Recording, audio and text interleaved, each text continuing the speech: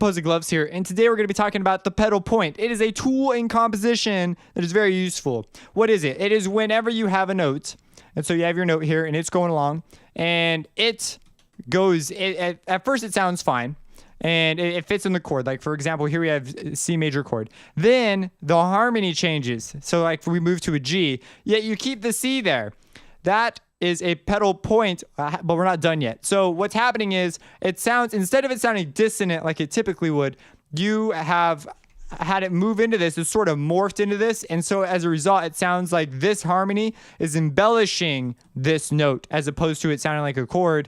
It still sounds like a chord, but you very clearly hear an embellishment quality.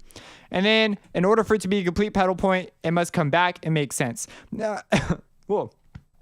So there's two ways to apply this. One is very subtly, like it goes in and out. So it goes makes sense harmonically, doesn't make sense harmonically, and then makes sense harmonically again very quickly. And then the other one is you build sort of a theme off of it. And you guarantee you've heard both of these. The first example, you probably haven't heard as much. Now this is one that sort of sounds like a little bit of both, and it's a pretty quick example. So let me show you. So the C is obviously the note, and in G major, C doesn't fit. So this is G major, so go.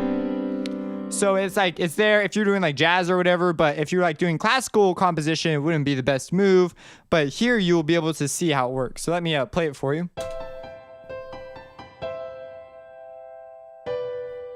So as you see, it very, very easily do. So it still fit. This, even though this changed, it sounded like this was embellishing this.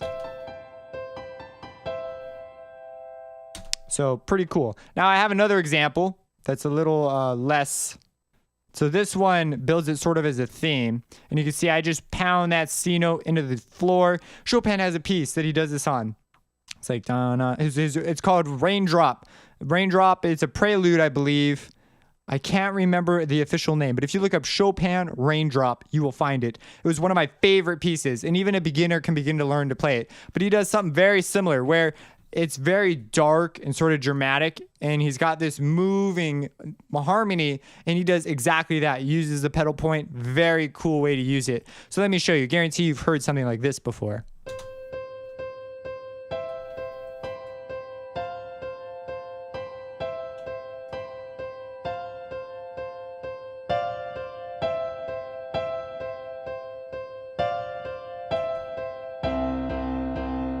So anyways, I didn't take it. It sounds kind of corny because of the sounds I settled with and whatever. I didn't care. I cared about the composition.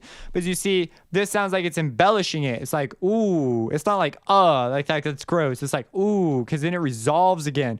So that is the pedal point in a nutshell. Very simple idea, but very powerful idea. You can write an entire piece off this concept, or you could use it as a subtle little nuance in your music that can make it really come alive in a lot of little ways. Because this combination of ideas, think about this. You could use the pedal point in combination with your non-chord tones, with all manner of additional embellishments. It's got a unique property in that it's built to go through a lot of harmony and use harmony as an embellishment. So that's that.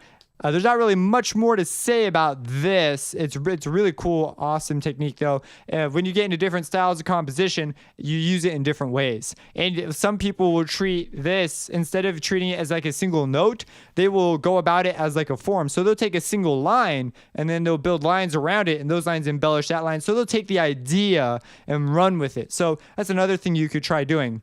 Now, this is going to be the last video for a little while in this series. There's a lot more cases I could do, a lot more little tips, tricks, things like this, like the piano point, stuff that I could bring up. But I kind of want to, if I come back to this, I'm probably going to go into part writing or harmony or counterpoint, something additional. And I may leave MIDI music theory for a little while. It'll probably be written music, but I don't know. It's, it's all up in the air. I have no idea what I'm going to do yet. I have some other series that I really want to start approaching, though, like critical listening and mixing in the whole mixing series. It's going to be quite the job to try and write out something that will be cohesive.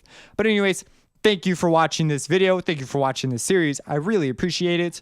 If you have any questions, let me know. Again, this series is not dead. Probably I will come back to it one day probably and make it even better. My goal is to just have the most killer music theory. I want to have the most killer courses out there. But in order to do that, I got to do a lot of additional reading and study and stuff. So if you have any questions, again, let me know. Subscribe and have a blessed day. Will destroy you.